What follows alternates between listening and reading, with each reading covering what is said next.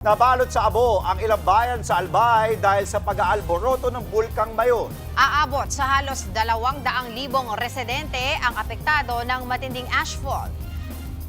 Live mula sa Albay, nasa frontline ang balitang yan, si Mon Gualvez. Mon, makapal na rin ba o pa rin ang abo dyan?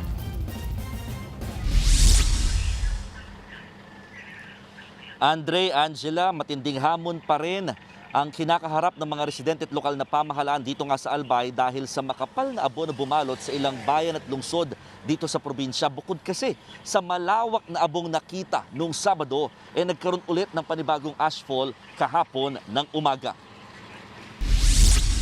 Kita sa drone video ng News 5 ang makapal na abong bumalot sa malaking komunidad sa Ginubatan, Albay. Tila naging disyerto dahil sa iisang kulay na ng mga abong bumagsak dito.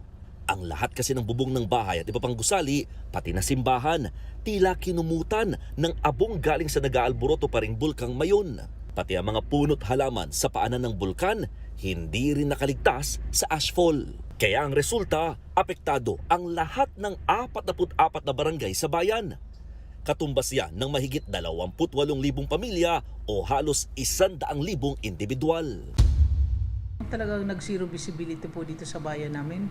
And yung ashes, ang kapal, mga nasa 2 inches. Yung may mga respiratory tract infection, syempre, toxic din sa kanila. Yung may asthma, lalo na yung mga sa extreme, yung bata at matanda.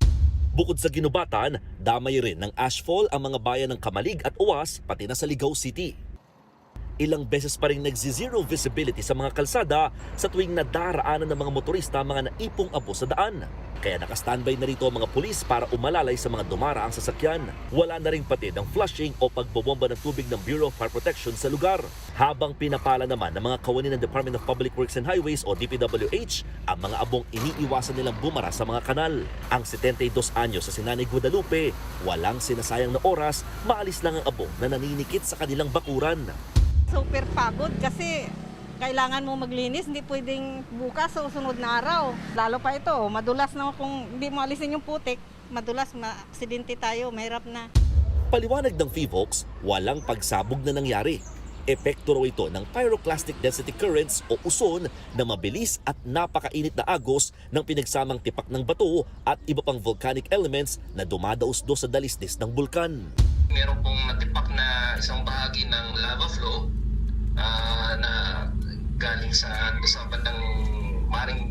bandang itaas po ng Bulkang Mayon. At ito ay nagdulot ng, habang dumadaos-dos po ito pababa, nagdulot po ito ng pyroclastic density current. Ito yung nakita natin na malaking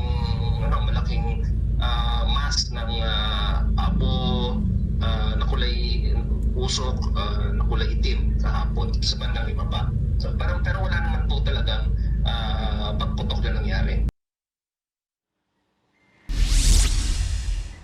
Andre, Angela, ilang beses na bumuhos naman ang ulan dito sa malaking bahagi ng Albay kagabi. Kaya kahit papano, nakatulong ito na maalis at malinis yung abo na nanikit sa mga bubungan at sa mga kalsada, maging sa ilang halaman dito nga sa malaking bahagi ng probinsya. At nakikita nyo sa aking likuran, talagang nagpakita itong Bulkang Mayon ngayong umaga sa kabila ng mga naranasan itong makapal na abo na bumalot sa ilang bayan at lungsod nitong mga nakarang araw. Ang sinasabi kasi ng PHIVOLCS, nananatili pa rin sa Alert Level 3 ang bulkan. Hindi pa raw sapat yung mga parameters na kanila tinitingnan para itaas sa Alert Level 4 itong bulkan. Kaya kahit kita natin yung ganda ng bulkan, patuloy pa rin daw itong nag-aalboroto sa loob. Meron pa rin siyang magmatic unrest na nararanasan. Ganun man, kahit di pa tinataas sa Alert Level 4, naghahanda na raw dito ang mga otoridad dahil kung sakasakali, i-extend din o palalawakin sa 7-kilometer extended danger zone mula sa bulkan ang kailangang itaas. Ibig sabihin, ang resulta niyan, mas maraming residente naman ang kailangang ilikas. Angela, Andre. Maraming salamat, Mon Gualvez. Mga kapatid, Andre Felix po, manatiling may alam pagdating sa mga mahalagang balita sa loob at labas ng bansa. Mag-follow at mag-subscribe na po sa social media pages ng News 5.